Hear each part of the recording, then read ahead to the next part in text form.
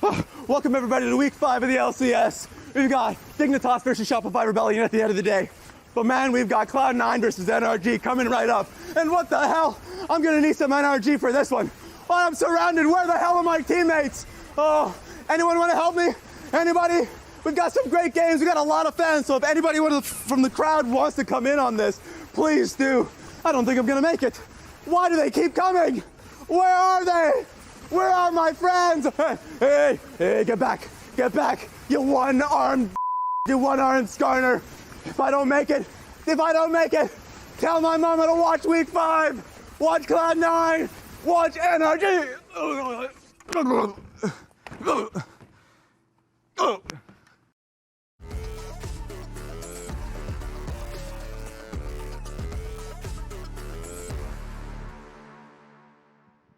You got him. Yeah, you killed Raz. I got him, baby. Skarner forever. You guys just got done watching Raz play Swarm IRL, and here was Cloud9 looking to win over the crowd, tossing some t-shirts out to the fans here for the series today. If you're just now joining us, C9 took game number 1 over NRG, despite the fact that it was a much closer contest, Kobe, than I think a lot of us were expecting. Yeah, that was very competitive. It really came down to that last fight on Baron. And the pivotal point. And then the game just ends right after that, so we don't even get a replay of the fight. Yeah, that's all we got. To go through. NRG have to go immediately and correct their plan here into game number 2 of this best of series. Must win now here if they want to push this one to a full 3 games versus Cloud9. If they want to keep up and live up to their kind of hype from last year of being the kryptonite, I would say, for Cloud9, where they always Cloud9 always would mention NRG as a team that they really have to watch out for as far as the upsets. And game number 1, they definitely were in a position to do so, but Cloud9 too strong. And Flowers, it's an Italy day. It is. In Italy, results were good. The Italy results were gonna have to accept the results at least. Okay, I will accept results. I still don't know if I'm saying it's winning because of Nidalee or in spite of Nidalee. That's still one that the jury is out on. So we'll see how that ends up working here. As we get into our second game, this time around, sides are going to be swapped. It's NRG over on blue, C9 over on red. Oh. Okay. All right. Yuck it up. Soak it in. Enjoy it. I will sit over here and happily sip on my haterade. Eventually we will see the Nidalee pick be exposed, but not today. Blaber had a very good game on it in game number 1. The Zeri going to continue to be banned against Beserker. They do not want him having that trademark champion as the Ivern once more. Not going to be allowed on the Rift for Contractz. And the Kalista, she's just been a really, really popular ban in general here throughout summer. One of the top 5 most banned champions, if I recall correctly. So that Cloud9 keeping her out is not a surprise. And Renekton again. No Lizard for Thanatos. Yeah, no Lizard for Thanatos. What about the Sejuani, though? No, none of that either. Yeah, Sejuani right now, especially because Contractz already showed Maokai in game 1. You know, Sejuani is just a better engaged tank right now than Maokai is. You can pair Sejuani with so many melee solo laners, which NRG are infamous for, although not recently. And so they just go right back to the Tristana. The old faithful here definitely was in a very powerful position. Palafox had a full item lead over JoJo in the last game. Yeah, I think Palafox looked good on the Tristana. I'm not surprised at all to see them locking it in again first. C9 is at least hovering this Lucian. Remember that last time around, this was banned out by NRG as one of the potential options to use against that Tristana in mid lane. And this time, C9 is going to repeat their AD carry pick in bottom lane, but they will pick up the Lucian before NRG has the chance to ban it away. And the Lucian is a much more aggressive early pick to the Tristana. So this is a completely different lane phase than we saw in game number 1. Yes. And we're going to have to look to more aggressive junglers too, because if the Lucian is left unchecked to go for piercing light trades through Tristana early on, then that's going to give you mid-prio to the side of Cloud9. Buy still up and available, and so Contractz will lock that one up to try and keep JoJo in check. I will say Vi is kind of hard to use against Lucian early on because Lucian has so much mobility that you have to rely on Q and then flashing onto him to instantly get him. Your raw Qs are not going to be able to do it. And sometimes also, even if you flash and then Q, you get more range, but it's not going to be the speed that you need, and the Lucian can still react. Lucian and Vi, two of those champions that were second half bans in the first game. We do have a couple of things, like, again, you know, the Nidalee had to go in the ban roster this time. That opens up a little bit of space. I also want to talk about the Rumble getting locked in here for Dhokla because of the fact that the Rumble is like one of the most banned champions, if not the single most banned champion. I don't know if my stats are out of date or not, but what I'm looking at right now, 100% presence so far this summer, with 23 of those 27 in my sample size being banned. This guy barely ever gets through. And I will say, the data on that is because we are on the live patch now. Okay. We are the LCS, only ones on live patch, 14-14. Rumble got some pretty hefty nerfs to Flame Spitter. So that's the kind of the drop in priority, but Dhokla obviously and NRG, they still feel like it is fine and will have some bully potential up there. NRG definitely have been looking to try and play some aggressive, like winning lanes, push strategy there to get some early control. Now we'll look at the bottom lanes though, as we have some Leona bans trying to take away from VULCAN. They have not yet banned that Alistar. Hey man, welcome back. I'm not going to answer that question though. Anyway, we've got the Gnar again for C9. Thanatos going to pilot that one. I like seeing Leona banned away again. I mentioned it last draft. When you have Ezreal, any one of these roaming supports that has a lot of CC and lockdown can just get so much value because Ez is so safe to be left on his own. Zyra is also going to be banned against Blaber, considering the Nidalee was not available in the first half. C9 still have to pick that jungler. They're a little bit afraid of that high-tempo AP jungling style, but instead it's going to be C9 with the Maokai this time around. Interesting. NRG here. Kai'Sa's always a good match with Vi because Vi is dive champion, but he has not made up his mind clearly. Right. So we're still sifting through. Do they want to keep up with some really heavy pushing lanes? Oh, they do. Okay, here. So some early game with the Jhin possibilities.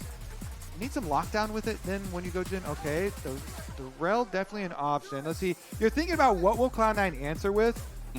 I mean, VULCAN still has like Braum. They're not worried about the Alistar. The Nautilus is banned, so that's why Huhi is just thinking his Rell. He is definitely one of the ones, along with Core JJ, that have put a ton of the games into Rell. He's very good at it. He loves the AoE engage, so whoa, they're thinking just Huhi plus Contractz on the Mega engage here. And the fast response from C9, locking in the Bard for VULCAN as the answer. You highlighted the roaming supports with the Ezreal flowers and said they go to Mr. Roam #1, VULCAN on the Bard. Also pretty interesting because the Bard ultimate can be quite good versus Vi, who has to like fully commit to the engages. Yeah. And to the Rell sometimes as well. Honestly, I think the Bard pick is a lot to go up and help mid lane, though, to help JoJo. Because if you have Bard and Maokai assisting this Lucian mid, you're going to be able to proc his passive. You're going to be able to really take some mid prio and try and leverage that to win the game for the side of Cloud9. Oftentimes, mid laners, yeah, you're looking at annoying junglers, but you're also looking at annoying supports that are going to come gank mid really early on. I mean, remember back in the day when Lucian was de facto a solo laner, and the devs were like, no, this doesn't make sense. He's supposed to be a bottom laner, so they made him dependent more on buffs, right? So it's harder. But Bard is just so good. You just leave the little hot cocoa. I'm assuming it's cocoa because everybody plays with the winter Bard. You just leave the hot cocoa there for him, and boom, he takes a swig, and the guns get big. The guy is ready as soon as he's got that synergy, and the lockdown from Blaber on the Maokai. I still remember our era of Blaber has never lost on Maokai, and every time he locked it in, we were always like, is he going to keep the streak going? Is it still going to keep happening? He is very well versed on this champion. Yeah, Maokai definitely easily can apply the CC. Bard can just harass you, like you're saying, can even just come by and give those annoying cocoa refills. He is the hot cocoa. That's going to give you your health advantage for the matchup. And as much as you would want to go destroy those lovely cups of cocoa, they're right in front of the tower, and so you can't really take a tower shot to go do it. Yeah, that's the worst, right? They're right there. They're just begging you to step on them. It's like, can I just like throw something at them? No, unfortunately, those are very sturdy cups of cocoa, and it looks like JoJo has 3 full cups ready to drink whenever he needs it. That's so much extra lane sustain. It just allows you to trade so haphazardly into your opponent. Interesting, though. We have a delayed play, and JoJo 4 people for Cloud9 now. Jojo gonna walk into it. He's in a little bit of trouble, but he dashes right back out. He took pursuit at level 1, so he didn't have to flash. Now he flashes away on the back end of things as Palafox tries to escape. Couple more auto attacks in the air, and it's first blood over to Beserker. Huhi trying to catch back up to Blaber, but it ain't gonna look very good. Kobe, a double kill for the Ezreal. Beserker is online. 1.5 minutes into the game, he's got a triple kill. Dude, what was the prep on this game? Because they had 3 members in here, and so Cloud9 just bring 4 members. JoJo's kind of the bait as he goes in first. And Cloud9, I shouldn't even say Cloud9. I should say Team Beserker. Yes. As they will now be known in this game. Team Beserker Lol. got 3 kills. We were talking and looking at each other a lot and talking about the Coco. I want to see the setup on Vision and how they got in there, because Cloud9 bring 4 members, seems like they know, and they just obliterate them. And then the blast cone, they're out there too, so JoJo doesn't even die, and then they get the 3 kills. Blaber flashing for the knockback. Oh my god, that was beautiful for Team Beserker. Yes, Team Beserker going berserk. Look at the smile on his face, man. He knows how good this feels to be having that massive lead. Beserker's most famous quote, "I love money." He does love money. He got a lot of money at the beginning of this game. So you can see here some stats comparing Cloud9 Summer 23 versus Summer 24. I can tell you right now, those early kill stats going to get a little bit of a bump here in this game. Yep, we're inflated stats now. We're inflating them a little bit, but we have also worth noting, Beserker is in lane right now with just the standard itemization that he would have if he had no kills at all, so he didn't get a chance to shop. True. He has a large bank account, but he does not have inventory to prove it. Right. His assets are all liquid. He needs to solidify those assets into a sword or something. But the thing is, man, considering it's first blood plus the 2 follow-up kills, that's 1,000 gold. All he needs is like a minion wave or 2, and he can go back and just buy anything that he wants. Well, Jojo, oh no, Palafox. He wants to go in and get the detonation, but it ain't gonna work because VULCAN is there. Hot cocoa, the tip top of the food pyramid, and it's Jojo eating good. I told you from Champ Select Flowers, you see those annoying mid-ganking supports in this Champ Select screen, and you already just cringe as a mid laner. Palafox feels, he must be tilted now. Like that, after the level 1 that played, the blast cone not getting the kill onto JoJo, and then Flash being invested here on the dive as well, and again not getting the kill. This is a very tilting opening for the side of NRG. Look at him. Juicy here under the tower. JoJo dashes over towards VULCAN. Ouchie. His expression says it all, man. I heard That's so frustrating. It's so frustrating. But if you're on Cloud9, this early game could not be going any better. Dhokla. Oh, now they don't want to make the dive here. Yeah. And before that mid play, we had Beserker invest his teleport to go spend his liquid assets for the Dream Ezreal buy of the Jhin plus the tier at the time it must have been like, what, 3 minutes? But now, these guys are feeling good, but now Beserker going to get locked up. Energy finally finding themselves something here in this game. The shutdown for FBI. But Blaber's coming in, looking to make this one an even trade. One more auto attack plus ignite gets the enemy AD carry. Blaber still getting away for a moment longer. But Huhi still catches him. Jojo wants something else here, but he does not want to take turret aggro. He pursuits in. He walks right back out. Honestly, Energy getting a 2-for-1 there, including Beserker, is huge. Yeah, and no death here for Huhi either as he flashes out. Now he's recalling under tower. They go for the interrupt, but he'll just stick around for the experience that FBI was going to miss there as FBI now walks back, and the vision is cleared out too because Contractz has run up the river. All chat check. FBI here. They're getting a little bit of a turnaround in this game, so that's definitely worth some, let's see, confidence, I would say, maybe for the side of Energy. Some hope, maybe, is a sliver. Is what they're looking for. A chance. The sliver there. They were able to kill Mr. Moneybags. Ooh, FBI maybe doesn't want to stick around here any longer. He got out from underneath the turret, and Cloud9 said, not. Right back under there you go. As Palafox wants to engage here mid lane, going in on JoJo, recognizing the Lucian without mana isn't nearly as much of a threat as he'd like to be. no mana, but still has hot cocoa to go eat. And so he walked over and picked up another. Wait a second. Ooh, nice shot there from Beserker on the True Shot Barrage. Hits FBI. If Berserker's feeling himself, he could try to go crazy there, but Huhi coming back around stops any of that in its tracks, but Beserker still just landing a ton of damage. These energy guys are hurting in bot lane. Yeah, Berserker is feeling himself. He just juked everything. Doesn't get hit by the crash down, dodges away from the Q from the Rell as well, and then just dumps about 800, 900 damage back into him afterwards. That minion wave is going to die to the towers. So Joe going in for Palafox here. Gets a decent chunk. Palafox knocking him away with the Buster Shot because he knows that if JoJo goes for the culling and he doesn't do that, he could end up taking a lot of damage very quickly. So just going to disengage it instead. C9 up almost 2,000 gold. Let's take another look at how everything went down in the bottom lane. Okay, so Huhi in the brush. Brush positioning. Yep, brush control. Wait for your reload. There we go. Out of the brush. Got the perfect engage, and they hit everything in this one. Crash down, Q stun, W, fruit here from FBI, and then FBI, he's barely able to avoid because he got bumped over actually out of the crash down, and they do get the counter kill on the Blaber. But still, the turnaround kill there, yeah, he's still going to go down anyways. All right. C9 with a 1,500 gold lead. Honestly, 1,500 gold lead, 7.5 minutes. Normally you'd be like, yeah, that's really good. But for energy, after how horrible level 1 went, I think you're all right with it only being 1,500. Yeah, I mean, I looked at it. It was 1.5 after, basically after the early game. Uh-oh. Yep, all right. But now a nice catch coming out from energy. It's not enough to kill VULCAN. He gets away over the wall on a magical journey, but Contractz is ready to follow and pick up the kill. Make it a 1-for-1 here so far, as now the 2v2 continues with Huhi trying to get away, but Beserker is under pressure from Contractz. Reinforcements arriving from both sides, but it ain't gonna matter. Contractz drops. C9 feeling good about the way that played out. Yeah, you can see how different the game is because he's just got so much money so early.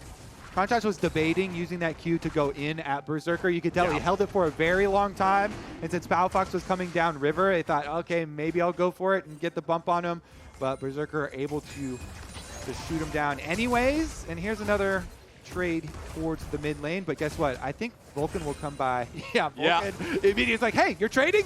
Would you like something to drink? Looks like you've tired yourself out in that trade, Mr. JoJo. Please, have a refreshing cup of cocoa. Couple of refreshments there, and I think that last fight kind of demonstrates what you were talking about in draft. The Lucian having so much more early control over the lane, being the one putting on the pressure, made it so Palafox had a harder time rotating over to be able to assist energy, and they end up losing out in the fight. So JoJo here on the Lucian, having some nice early mid-laning action, as VULCAN will continue to make sure that JoJo has nice early mid-lane action because nobody else is going to ruin his mid-laner's good time. Yep, definitely a tilting one. When the Bard, I mean, we'll look at like the proximity stats after this game, but so much time from VULCAN, of course, spent up there to really ensure that they've got that lead, since they already had the early lead for Beserker in the first 2.5 minutes of the game. Quite easily. I'm feeling really good about the way that Cloud9 is allocating their resources right now, because VULCAN's making sure that bot and mid are both super far ahead, and they already got the first dragon and the first 3 grubs, right? So that means if energy gets all of the second set of grubs, okay, it doesn't matter. They can't get Void Mites anyway. And remember that when you're playing Bard, enemy team taking Herald kind of doesn't matter if Bard's paying attention, since you can just use the ulti on the tower, cancel out the turret charge. So I feel like C9's in a really commanding position, not just with their gold lead, but the way that the neutral objectives have played out. Yeah, it's kind of funny now too, because there is counterplay now to Bard, since you can jump in the Rift Herald and drive it away to somewhere else. So maybe you can you gotta juke them. Yeah, maybe you can like save Shelly from running her head into a golden turret. You gotta track VULCAN, then have somebody ready to jump in the driver's seat. All right. Maybe false alarm there. I was kind of hoping we were getting some little spice. It was close, but as soon as Contractz cues in and they see all the other Cloud9 members, he says, never mind, we are not going to dive in. Brought a punch to a gunfight. Not looking for that. JoJo jumping right in, though, putting a couple more bullets in Palafox. Every chance he gets, he dashes forward. Dash auto, auto, Q, auto, auto, W, auto, auto. I mean, it's basically like the entire Cloud9 team, except for Thanatos, has decided this time around, there will be no lead for this Tristana. Yep. Everybody is mid at every opportunity. And as you pointed out, they are also all over all of the mid objectives. You can just get all these neutral objectives with your mid prio. Go visit Jojo first, ensure you have mid prio, and then you don't have to trade anything. Bottom side though. VULCAN gonna be the one engaged on here as Contractz turns it right back around looking for Jojo, but Jojo gets away back over the wall, firing out the calling. Curtain call trying to get in there, but a nice disengage coming out from VULCAN, but Palafox still wants to chase. Jojo's gonna drop, but they end up trading away Huhi for it. Now Palafox dies, and Blaber punches him right in the face. A double kill for the C9 jungler. Yes, they lost Jojo, but they get 3 back for it. Yep, NRG trying to take advantage of a little jump opportunity there in the river, but good disengage. You mentioned it from VULCAN, the ultimate stopping the Jhin ult over there, allowing them the extra advantage. Here's another look at the beginning, though. They have the advantage on vision, and so then they go for it. They combo onto the Bard first, but Bard's not really the prio, and so they try and go onto Jojo, but Jojo then flashes, and the Bard ultimate from VULCAN stops those last shots coming through. Palafox is still able to use their magical journey to at least get their kill onto Jojo. They've been frustrated all game long trying to go after these kills onto Jojo, and they did get that one, but it cost them so much more. You know what I just realized?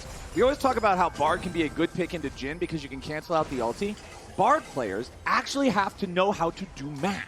Because if he's in the fog and you can't see him, you just look at where the lines would intersect on the curtain call, and then you throw it right there where they intersect. All that stuff I didn't pay attention to in high school, that's why I can't play Bard. That geometry, the basic geometry. Yeah. Well, wait a second here. What's going on with this possible counter? Because there was a ward, but it's been turned off by the control ward. Okay, Deadly Flourish from a long way away. It put a little bit of damage onto Blaber, but VULCAN showing up means that the tree is in no danger of truly getting chopped. C9 going to go ahead, get their man out of there. Yes, they're not going to steal away the red buff, but hey, at least for NRG, they're on top of these things. They know that C9 wants to continue pushing this lead. They know that C9 is now at 5,000 gold. Kobe, it's 13 minutes into the game. It's 5,000 gold. I mean, a little worried here. When Ezreal gets a triple kill in the level 1, you know it's going to be difficult. But I would also say it's not just that. Okay. It's very easy to say that's the whole story of the game because that's a massive story.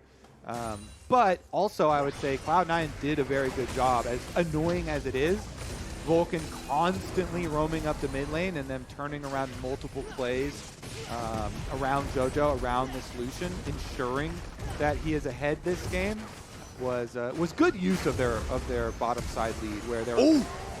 They go in after Contractz. He wanted to try to get away with the Vault Breaker, but Blaber with the flash twisted advance locks him up before we can do it. It forces the flash back out of the enemy vibe, but now it's a problem for C9. It's a big dub for NRG. They find Jojo. They caught him sleeping off to the side of the engage, and the snap response takes out C9's mid. Only problem is it's hard to get the objective afterwards because Beserker is still here, and Beserker is so fed. So Cloud9 will slip in. They'll get the objective. NRG, they got their kill again onto Jojo, but you look up at the scoreboard and Cloud9 are swimming in cash. Yeah. And dragons. And void growths. Pretty much everything. They also have that 1 dot up there that means they won the first game. So unless NRG can find a way to bounce back from this absolutely dire situation, C9 is poised to be in a really good spot. Remember that C9, this is their last sort of like bonfire before the boss fight here in Summer Split. Their last 2 opponents of this split are going to be Liquid and then FlyQuest. C9 versus Liquid next week will be the battle of undefeated teams if both C9 and Liquid win here in week 5. And if they're watching this game, Team Liquid are thinking level 1 preps. We got to prep some really good level 1s. We have to have those on lockdown for our series versus Cloud9. And if Cloud9 do finish out this series, which they are certainly in position to do, then them versus Team Liquid that we're just highlighting there, that match on August 4th, if TL also win their series, the 2 teams undefeated at the top of the standings, the clash at the top of the LCS is going to be very, very heavily anticipated. Super looking forward to that one. Cloud9 versus Team Liquid, because everyone's been talking about how Team Liquid, after all their international success, they're just the gods of the LCS, but really, really excited to see Cloud9 challenge them and see who can come out on top in that one. But they still have to finish out this game, Flowers. Yes, sir. 6,000 gold ahead with their dragon stacking very easy for them. They also have a pretty easy time taking down turrets with a 6 Void Grub buff. So they're just grouping up here towards mid. Last outer turret remaining for Energy. FBI alone. Jhin, pretty difficult for him to stop them killing this tower. Can they save Shelly from taking damage? They cannot kill the tower quick enough. No, but Beserker's ready to drive. He's driving. Hey, he makes the contact, and a bunch of little Void Grubbies pop out. Energy reinforcing, though. Now a nice catch, but it ain't going to be nice enough. A beautiful Tempered Fate coming out from VULCAN. He immediately turns it into a binding. It's a 1-for-1 trade, making a 2-for-1 here for the start. C9, they're so far ahead in gold, but now FBI opens up the curtain call. Magical Journey is ready to take everybody. Exit stage left, and it looks like C9 and all the boys. That is stage left, I'm pretty sure, because the stage directions are facing the audience. So I know that that seems like I'm stupid, but I'm not. I'm looking up there. Oh, hold on. Vulcan getting caught. Palafox ready to rocket jump back over the wall. But a beautiful buffer on the Cosmic Binding. Vulcan might still get away. No, the bullet follows him on the Magical Journey. And the Bard is down. No more Coco. Payback! Palafox finally pays back Vulcan for all of his influence on the mid lane matchup early on into the game. Will that be enough, Flowers? Will that be the turning point? Will that be the branch in the timeline? Thanatos now. Thanatos looking here, but he's got to try to escape because there's so many more Energy players. If Thanatos would have had the Gnar slightly sooner, you might have been able to slam Palafox into the wall on your way out, but since Energy had the backup, they did not have the time for those extra couple of seconds. It is still a 6,500 gold lead for C9. It is still a 2 Drake lead. Energy is trying to get back whatever they can there. The extra kill for Palafox on Vulcan as he's running away is nice, but they're going to need a lot more than just that to get back in it. And their team comp does one thing really well. Go look for picks, all-in picks. You have Vi, you have Jhin, really long-range follow-up, Blaber. Blaber going after the enemy top laner, but he's doing it at a numbers disadvantage. C9 bringing in Thanatos and Beserker. Blaber still getting away for now. Thanatos without the Mega Gnar ready just yet. Needs a little bit more time on it. Now he's going to transform it, the slam back into the wall, but it only finds one. Beserker going on a rampage. Dhokla and Contractz are caught. They're going to take one with him as Blaber dies, but now FBI has no answer for JoJo. Another triple to Beserker. A 1-for-4 trade. C9 coming out on top yet again, 16-8, 8,000 gold ahead. Beserker's already back in the mid lane, taking out the tier 2. Knock, knock. Who's there? It's Cloud9 at your turrets, taking all of them. So much money in turrets also picked up after all the kills for them. And look at the gold lead balloon, Flowers, 9.7K now after that bottom side play. All right, go ahead. Let's take another look at how this happened, because Blaber survived a long time. Yeah, I mean, again, Energy's team really just does one thing. They got to go full send on looking for picks. And so they send a bunch of people bottom side, and Blaber said, you're not getting out of here. He had Beserker behind him, so he rushed in. And even though Energy get one kill, they just get annihilated for it. The only survivor is the one that isn't there. The Tristana was topside pushing, so Tristana is spared. It was a party in bot lane, but nobody on Energy had fun. The only guy who had fun is the guy who stayed home and went to sleep early instead of going to the party. Everyone else did not enjoy their time. Has Thanatos now. Has to jump back over the wall here. Good use of the crunch. And he'll escape. Dude, 9,500 gold, 19.5 minutes into the game. I just feel like beyond Cloud9 making some horribly egregious mistake, it's so hard for Energy to fight back here. Maybe they can channel some of that, some of those vibes they had from last week. 50-minute game, everybody's full build, gold leads don't matter. But it's going to be pretty tough. C9 going for the soul point now, and this Drake will be entirely uncontested. Look at the vision in the red side jungle of Energy. It's just polluted with C9 wards. They are littering everywhere in this place, and there's no safe way for Energy to ever approach. There certainly is not, especially with Beserker on the map. Ezreal with flash ready with 3-item power spike right now.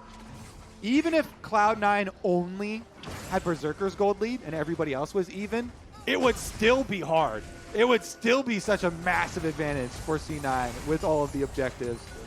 But they also have a bit extra on top of that. So let's see how quickly they can end this game.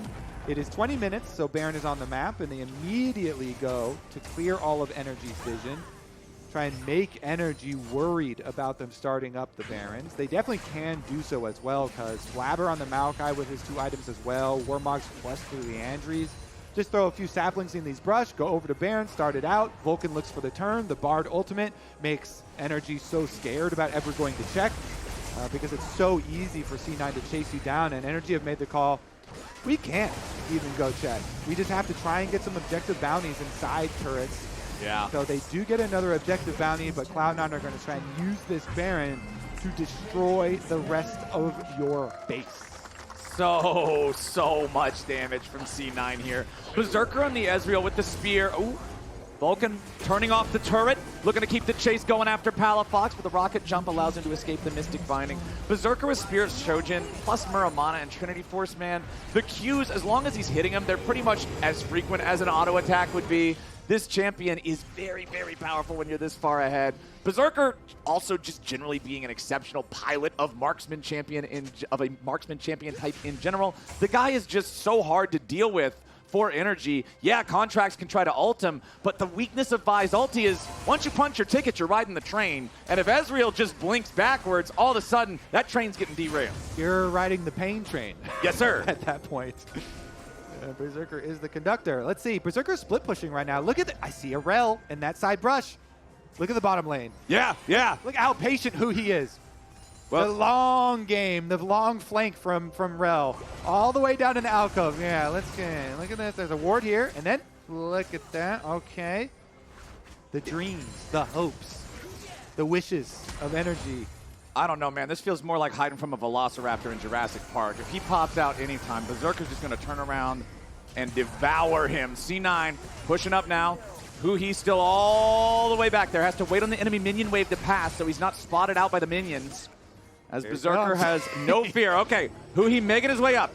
He is still unspotted. Walking down the line. Meanwhile, the dive is coming in instead. It's going to be the same thing as last game. The flank might be there, but it's too little, it's too late.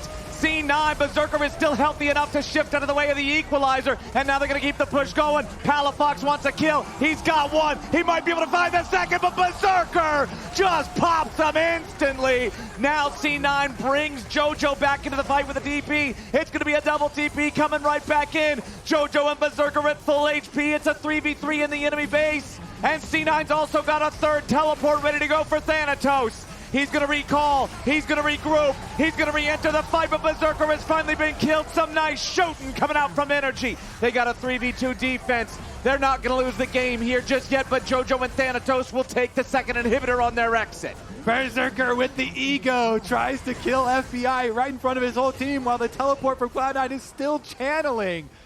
We have seen Berserker ego inside enemy bases before as well. I think the last one I'm remembering was a Lucian game, but I think this one is out of throw range. This is still 10k ahead, so I think that is fine. He does die, Berserker down, so Energy still fighting here. And again, this team, they're just going to keep repeat looking for picks, group up, try and kill someone as quick as you can. And your plan is to just make your plays very fast so that you can get some money before Cloud9 bring the rest of their team. Well, I actually think the death there from Beserker was secretly 200 IQ. Because, look, the Drake's soul is spawning in 20 seconds. He's already back alive, and he got the int out of his system before the Dragon Soul fight, so now he's focused up and ready to go. Honestly, Energy here cooked a little bit. It was just that Cloud9 already rushed their dive, and so they got the kill on Contractz before Huhi arrived. His long walk there with the metal pants of Rell take a while, even though he was in horse form. And so those pants still weigh a lot. They got a couple kills. Berserker was able to destroy Palafox, and so then he thought he was going to be able to also destroy FBI, so he RT chips in, gets punished for it, but here's your Dragon Soul Flowers, and here's the return of Cloud9. Yeah, Thanatos confirms the Infernal Soul here for C9. Nobody from Energy even in the area. They've now had to just completely surrender both the Baron and the Dragon Soul without a fight. It's pretty hard to win a game of League of Legends when that's the case, and Energy now have to try to dig in and defend with only one Nexus turret left alive. Tall task. A very, very tall task. Let's see if they can do it, and let's see if you are right. If it is fully out of Berserker's system, or will he arcane shift straight into them again? All right, Jojo with the culling, but nice! Huhi trying for the counterattack, but a beautiful tempered fate from VULCAN yet again, gonna stop some of that damage. They get Jojo, but they have to trade Huhi away for it. Contractz on the run with Thanatos looking to pursue him. Blaber goes in for the twisted advance, but he ain't gonna find it here quite yet. Contractz with the ulti, but it won't matter, he still dies. Blaber gets picked up by FBI. Beserker still fighting, somebody's gonna block those shots. Palafox wants to go in, Beserker's gonna get knocked away, but he ain't gonna get knocked down just yet. VULCAN again protecting the president as C9 still got a 3-man push looking to end the game. FBI and Dhokla want to stop him, but Beserker is so strong. Another little bit of damage finds Beserker, but FBI might still be able to defend it, but Thanatos is still looking to end the game on the Nexus now. Beserker kills Dhokla, FBI's on the run, and Thanatos chases him down. C9 with a clean 2-0 over NRG. For being down 10,000 gold, that was kind of a sick defense attempt from NRG, but it is not enough.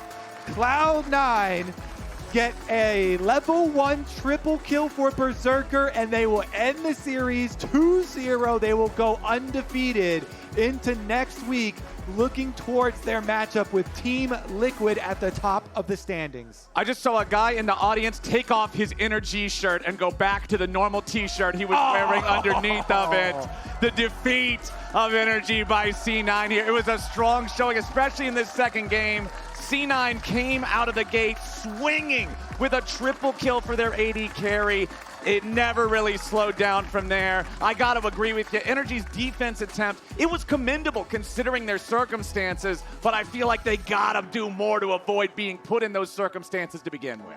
Certainly do if they want to start climbing back up the standings.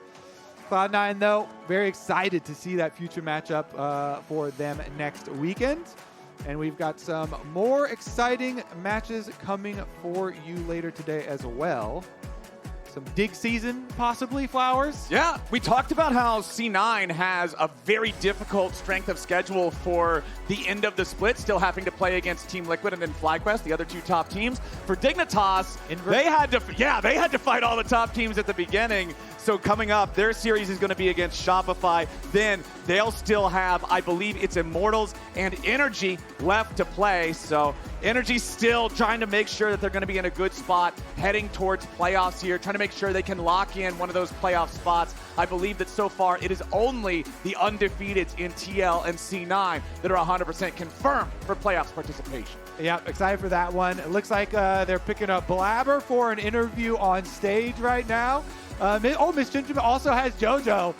It's a double. We're going to get some spicy interviews here on Anima Week. All right, Miss ChimChim, take it away with Blaber and JoJo on stage. Hello, y'all. I am here with Blaber and JoJo, a victorious 2-0. Kind of want to start with you, JoJo. Obviously, the dominance in this game was insane. What was the blueprint versus NRG, and why did it work so well?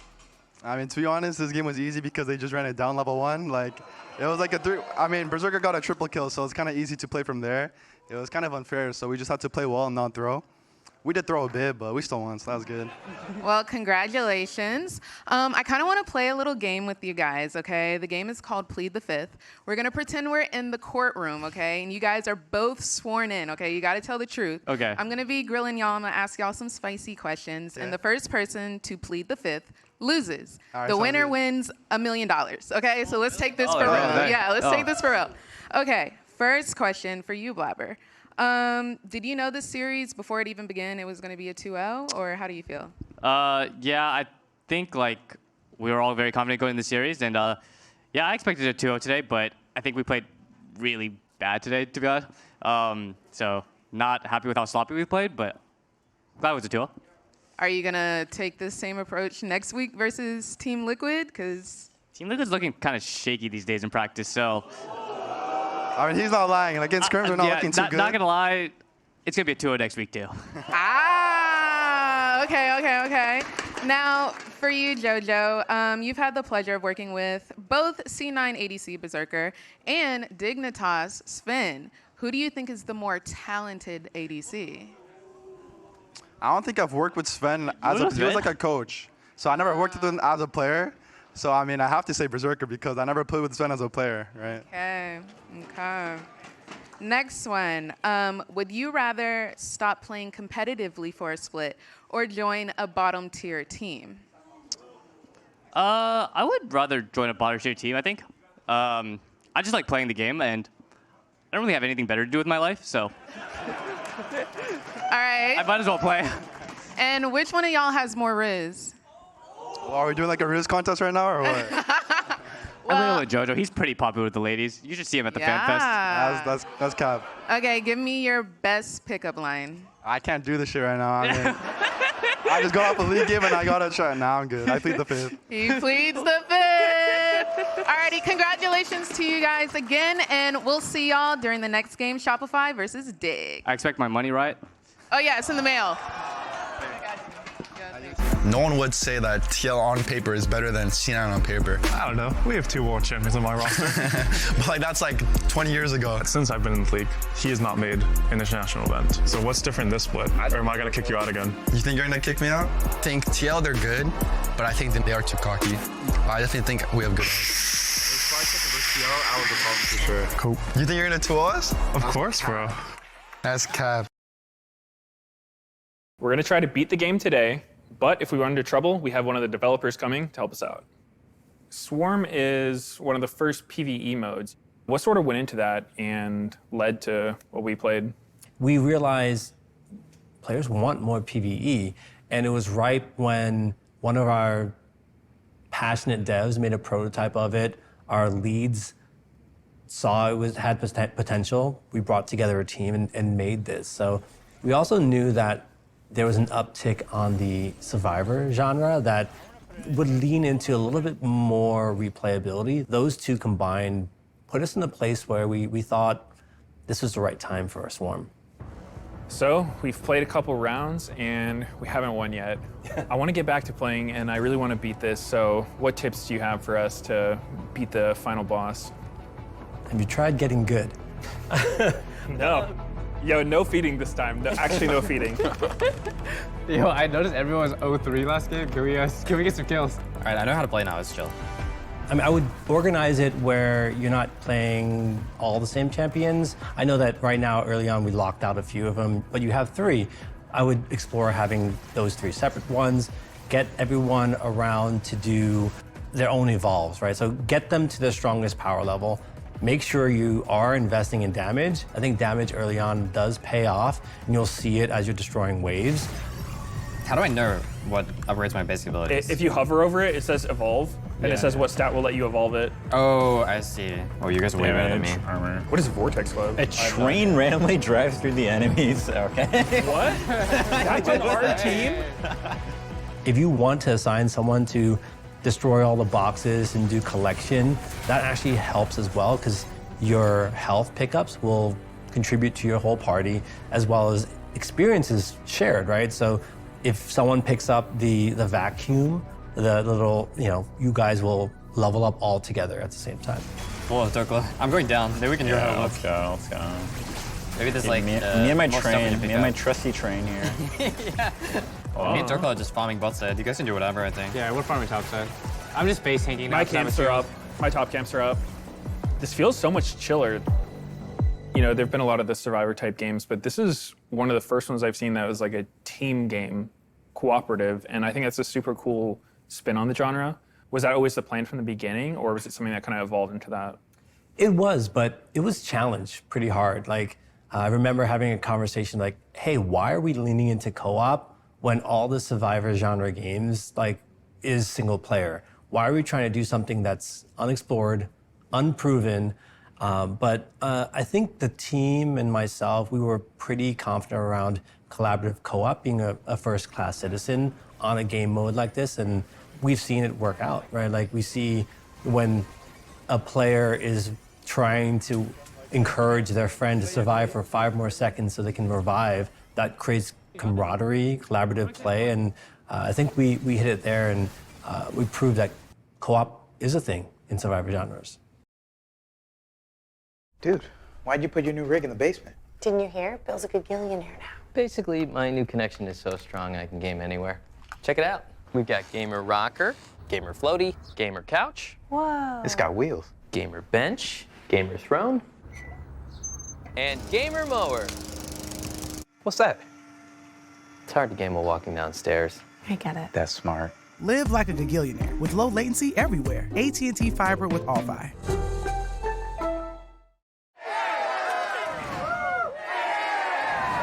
Red Bull gives you wings. I've got the Samsung 990 Pro series. Shall we get started then? This speed exceeds all expectations. Reading speeds are 40% quicker than before, and writing speeds are 55% faster. Through the in-house controller, the per watt performance has improved up to 50%. The 990 Pro's nickel coating controller for its smart thermal solution technology controls you. Playing computer games? Obviously the best.